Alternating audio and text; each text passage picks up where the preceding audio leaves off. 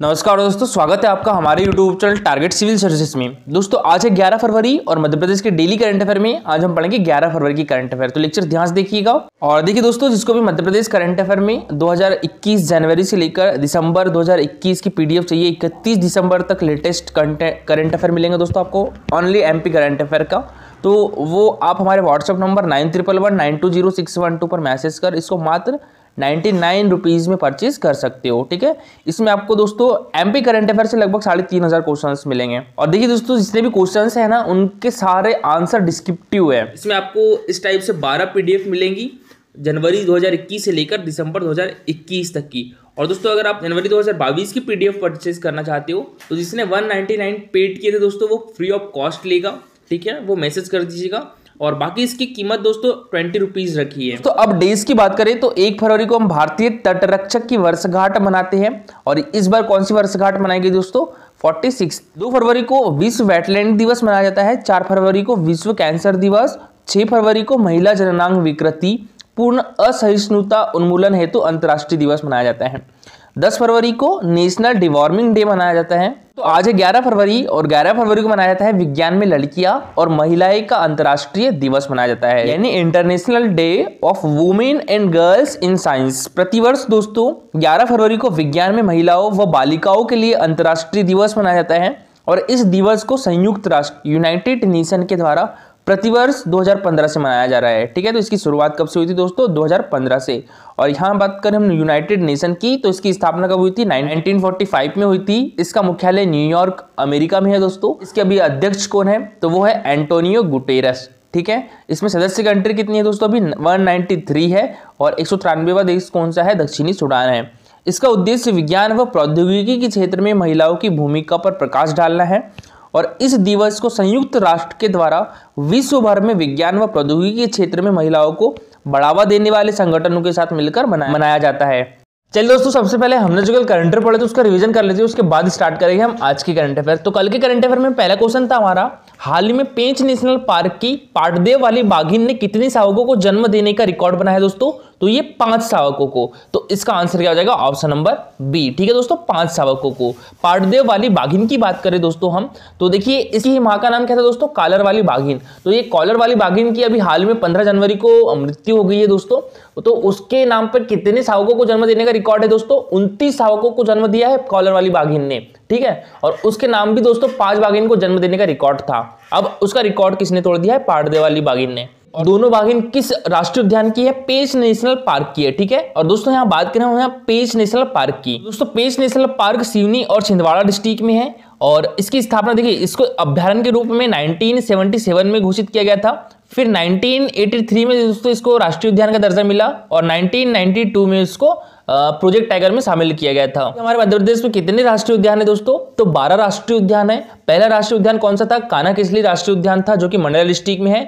और 12वां राष्ट्रीय उद्यान कौन सा था? कुन्नू पालमपुर राष्ट्रीय उद्यान था। ये किस डिस्ट्रिक्ट में दोस्तों? श्योपुर डिस्ट्रिक्ट में आता है। और इसकी स्थापना 2018 में की गई थी। ठीक है, और देखिए पाटदेव वाली बाघिन की बात करें तो ये अभी कितने शावकों को जन्म दे चुकी है दोस्तों? अभी तक की दोस्तों 16 शावकों को जन्म दे चुकी है। ठीक है, नेक्स्ट क्वेश्चन था दोस्तों हमारा, देश का चौथा व पश्चिम मध्य रेलवे का पहला रेल कोच रेस्टोरेंट की शुरुआत कहां से की जाएगी दोस्तों? तो ये की जाएगी जबलपुर से, हमारे मध्य प्रदेश की संस्कार राजधानी जबलपुर से। तो इसका आंसर क्या हो जाएगा? Option number A. ठीक है, और देखिए दोस्तों, देखिए हमारे देश में कितने रेलवे जोन है? तो ये 18 जोन है। ठीक है, एक जोन का जो मुख्यालय है वो भी हमारे मध्य प्रदेश के जबलपुर में है। वो कौन सा है? पश्चिम मध्य रेलवे का मुख्यालय कहां पर है दोस्तों? तो ये जबलपुर में है। और इसकी स्थापना कब की गई थी? 2002 में की गई थी। जबलपुर जोन में कौन कौन से डिवीजन आते हैं? तो एक तो भोपाल आता है, एक जबलपुर आता है और एक राजस्थान का कोटा आता है। नेक्स्ट क्वेश्चन था दोस्तों हमारा, rights and risk analysis group के द्वारा जारी इंडिया प्रेस फ्रीडम रिपोर्ट 2021 में मध्य प्रदेश को कौन सा स्थान प्राप्त हुआ है दोस्तों? तो ये 3य स्थान प्राप्त हुआ है। ठीक है, तो इसका आंसर क्या होगा? था ऑप्शन नंबर सी। यानी दोस्तों देखिए सबसे ज्यादा पत्रकारों पर हमला हुए हैं, तो उसमें प्रथम स्थान पर कौन है? तो ये जम्मू एंड कश्मीर है। द्वितीय स्थान पर उत्तर प्रदेश है। जम्मू और कश्मीर में कितने पत्रकारों पर हमला हुए दोस्तों? 25 पत्रकारों पर। ठीक है, और द्वितीय स्थान पर उत्तर प्रदेश है। उत्तर प्रदेश में कितने पत्रकारों पर हमला हुआ है दोस्तों? 23 पत्रकारों पर। और हमारे मध्य प्रदेश तीसरे स्थान पर है। और मध्य प्रदेश में कितने पत्रकारों पर हमला हुए दोस्तों? तो ये 16 पत्रकारों पर। ठीक है, काफी खराब स्थिति है दोस्तों हमारे मध्य प्रदेश में जर्नलिज्म में। देखिए दोस्तों, हमारी जो कंट्री है वो एक लोकतांत्रिक कंट्री है। लोकतंत्र का जो चौथा स्तंभ माना गया है हमारे देश में वो पत्रकारिता को माना गया है। ठीक है, फिर भी दोस्तों यहाँ पर आए दिन पत्रकारों पर हमला होते रहते हैं। नेक्स्ट क्वेश्चन है दोस्तों हमारा, किस जिले में स्थित राज्य शूटिंग अकादमी परिसर में अंतर्राष्ट्रीय स्तर का अत्याधुनिक इंडोर शूटिंग रेंज बनेगा दोस्तों? तो देखिए हमारे मध्य प्रदेश में शूटिंग एकेडमी कहां पर है? तो ये भोपाल डिस्ट्रिक्ट में है। ठीक है, तो इसका आंसर क्या हो जाएगा? Option number B. तो दोस्तों भोपाल में स्थित राज्य शूटिंग अकादमी परिसर में अंतर्राष्ट्रीय स्तर का अत्याधुनिक इंडोर शूटिंग रेंज बनेगा। और दोस्तों अभी 2022 में हमारे मध्य प्रदेश में शूटिंग वर्ल्ड कप का आयोजन भी किया जाना है। नेक्स्ट क्वेश्चन दोस्तों हमारा, विद्युत कार्मिकों की पेंशन योजना में कंपनी के मासिक अंशदान में कितने प्रतिशत की वृद्धि हुई है दोस्तों? तो ये 14% की। तो इसका आंसर क्या होगा? Option number B. Next question था हमारा, हाल ही में सर्वश्रेष्ठ प्राथमिक कृषि साख सहकारी समिति का प्रथम पुरस्कार किस संस्था को दिया गया है दोस्तों? तो ये दिया गया है आदिम जाति सेवा सहकारी संस्था मर्यादित गोवागांव जिला खरगोन को दिया गया है। तो इसका आंसर क्या हो जाएगा? Option number A. ठीक है, और इसी में दोस्तों सर्वश्रेष्ठ प्राथमिक कृषि साख सहकारी समिति का द्वितीय पुरस्कार किसे मिला है? तो ये सेवा सहकारी समिति मर्यादित जामसावली जिला छिंदवाड़ा को दिया गया है। दोस्तों सर्वश्रेष्ठ प्राथमिक समिति यानी क्रेडिट में जो सदगुरु साख सहकारी संस्था मर्यादित जिला धार है इसको प्रथम स्थान प्राप्त हुआ है, और सर्वश्रेष्ठ सहकारी समिति यानी क्रेडिट में ही नवयुवक साख सहकारी संस्था मर्यादित नौगांव को द्वितीय स्थान प्राप्त हुआ है। दोस्तों ये पुरस्कार किसके द्वारा दिए गए हैं? तो राष्ट्रीय सहकारी विकास निगम और सहकारिता हमारे मध्य प्रदेश का सहकारिता विभाग के द्वारा संयुक्त रूप से दिया गया है। और हमारे मध्य प्रदेश के दोस्तों सहकारिता एवं लोक सेवा प्रबंधन मंत्री कौन है? डॉक्टर अरविंद सिंह भदौरिया। तो हाल ही में मध्य प्रदेश की किस खिलाड़ी ने भारतीय जूनियर महिला हॉकी टीम में अपनी जगह बना ली है दोस्तों? तो ये संस्कृति सारवान और प्रियंका यादव दोनों ने। तो इसका आंसर क्या जाएगा दोस्तों? ऑप्शन नंबर सी, ए और बी दोनों। और यह है दोस्तों संस्कृति सारवान और यह है प्रियंका यादव। इनका संबंध किस डिस्ट्रिक्ट से दोस्तों? इंदौर डिस्ट्रिक्ट से है, और इन्होंने अभी हाल में भारतीय जूनियर महिला हॉकी टीम में अपनी जगह बना ली है। तो बात करें हम यहाँ पर मध्य प्रदेश हॉकी एकेडमी की, तो ये कहाँ पर है? ग्वालियर डिस्ट्रिक्ट में है, और इसकी स्थापना 2006 में हुई थी। और पुरुष हॉकी एकेडमी कहाँ है दोस्तों हमारे मध्य प्रदेश में? तो ये भोपाल डिस्ट्रिक्ट में है, और इसकी स्थापना कब हुई थी? 2007 में हुई थी। तो याद रखिएगा पुरुष हॉकी एकेडमी की स्थापना लेट हुई है, 2007 में हुई थी।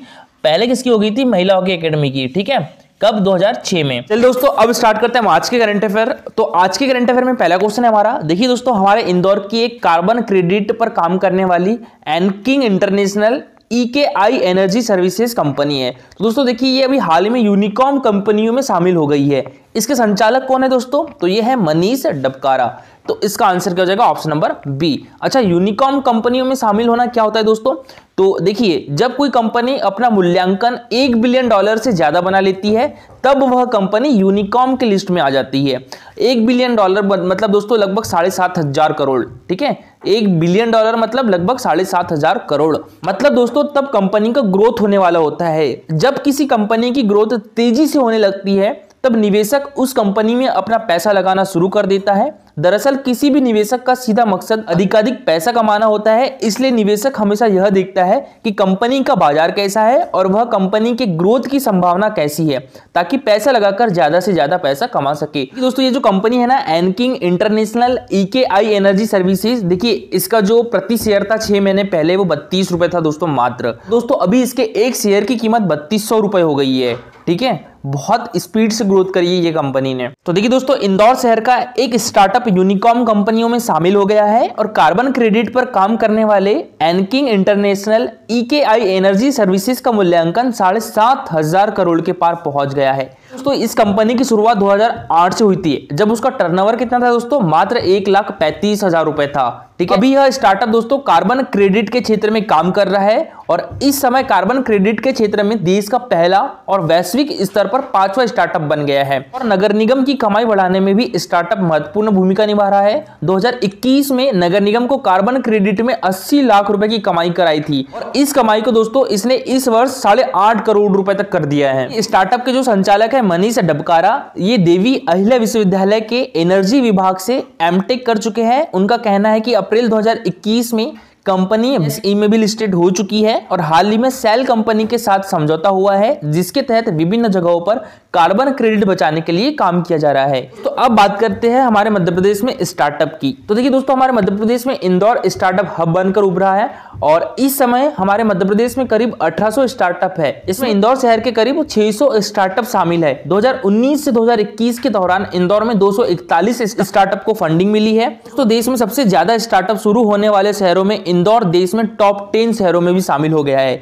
और देश में स्टार्टअप कल्चर जिन शहरों में बढ़ रहा है वो कौन कौन से है? दिल्ली, मुंबई, बेंगलुरु जैसे के साथ इंदौर का भी नाम शामिल हो गया है। तो आपने एक नेशनल करंट अफेयर क्वेश्चन भी सुना होगा, इसकी पहली स्पोर्ट्स कंपनी कौन सी है जो यूनिकॉर्न कंपनी बन गई है? तो वो चेन्नई सुपर किंग्स है। ठीक है, और देखिए दोस्तों, ये क्वेश्चन जैसे मैंने बनाया तो इसके लिए मुझे अलग से 3 से 4 पेपर पढ़ना पड़ा, उसके बाद ये क्वेश्चन मैंने तैयार किया था। ऐसे ही दोस्तों, जब हर दिन मध्य प्रदेश करंट अफेयर बनाया जाता है उसके लिए मुझे 3 से 4 पेपर पढ़ना पड़ता है पहले, उसके बाद कंटेंट तैयार करना पड़ता है, उसके बाद आपके लिए लाता हूं। तो दोस्तों, मध्य प्रदेश करंट अफेयर बनाने में बहुत मेहनत लगती है दोस्तों, आपके ही सहयोग से मैं ये कर पा रहा हूं, तो उसके लिए आपका बहुत बहुत धन्यवाद। नेक्स्ट क्वेश्चन दोस्तों हमारा, नेशनल जूनियर एवं यूथ कैंप के लिए मध्य प्रदेश बॉक्सिंग अकादमी के कितने खिलाड़ी का चयन हुआ दोस्तों?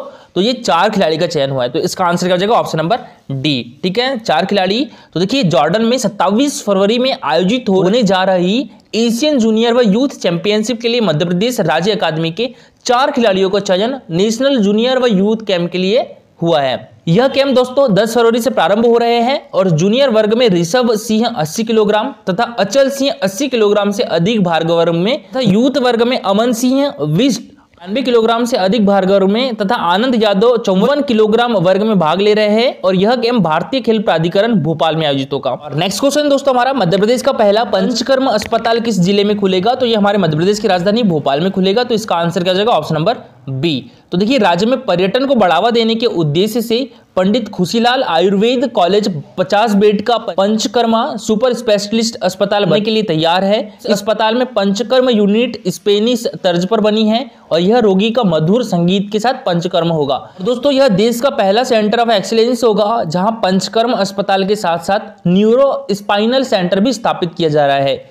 मिर्गी, लकवा और निश्चयता जैसे रोगों का इलाज होगा। 10 करोड़ रुपए खर्च किए गए हैं। नेक्स्ट क्वेश्चन दोस्तों हमारा, मध्य प्रदेश के किस जिले में नए औद्योगिक पार्क बनाने की मंजूरी कैबिनेट ने दे दी है? तो ये सीहोर और भोपाल दोनों में। तो इसका आंसर क्या होगा दोस्तों? Option number C. ठीक है दोस्तों, मध्य प्रदेश के सीहोर और भोपाल जिलों में नए औद्योगिक पार्क बनाने की मंजूरी कैबिनेट के द्वारा दे दी गई है। तो देखिए, मध्य प्रदेश में 2 नए औद्योगिक पार्क स्थापित किए जाएंगे। भोपाल के बगरौद गोलाकुंडी और सीहोर के बड़िया खेड़ी में इनका निर्माण होगा और 69.89 करोड़ की लागत से निर्मित होंगे ये औद्योगिक पार्क। दोस्तों, इन औद्योगिक पार्कों में लगभग 1650 करोड़ रुपए का निवेश होगा और लगभग 2000 लोगों को प्रत्यक्ष और अप्रत्यक्ष रूप से रोजगार मिलेगा। दोस्तों, कल का हमारा क्वेश्चन था, गोटमार मेले का आयोजन हमारे मध्य प्रदेश के किस जिले में होता है? दोस्तों, तो ये होता है छिंदवाड़ा डिस्ट्रिक्ट में। तो इसका आंसर क्या हो जाएगा? Option number C, Chhindwara district. दोस्तों, छिंदवाड़ा से लगभग 65 किलोमीटर दूर पांडुरना के मुख्यालय में गोटमार मेले का आयोजन किया जाता है और यह मेला दोस्तों जाम नदी के तट पर मनाया जाता है। इस मेले में एक लंबे पेड़ को नदी के बीच में एक झंडे के साथ खड़ा किया जाता है इस टाइप से, और गांवों के निवासी सावरगांव और पांडुरना नदी के दोनों किनारों पर इकट्ठा होते हैं और विपरीत गांव के व्यक्तियों पर पथराव शुरू करते हैं, जो नदी के बीच में जाकर झंडा हटाने की कोशिश करते हैं पेड़ के तने के ऊपर। जिस गांव का निवासी दोस्तों झंडा हटाने में सफल होता है उसे विजयी माना जाता है और पूरी गतिविधि मां दुर्गा जी के पवित्र नाम के जप के बीच होती है। ठीक है दोस्तों, तो गोटमार मेले का आयोजन कहां पर होता है? छिंदवाड़ा डिस्ट्रिक्ट में होता है। किस नदी के किनारे होता है? तो दोस्तों ये जाम नदी के किनारे होता है। तो आज के लिए आपका क्वेश्चन है, कर्मा नृत्य किस जाति से संबंधित है? भील, कोल, मारिया या गोंड? तो इसका आंसर पूरा डिटेल में दीजिएगा। और दोस्तों आज के लिए इतना ही। Thank you for watching this video.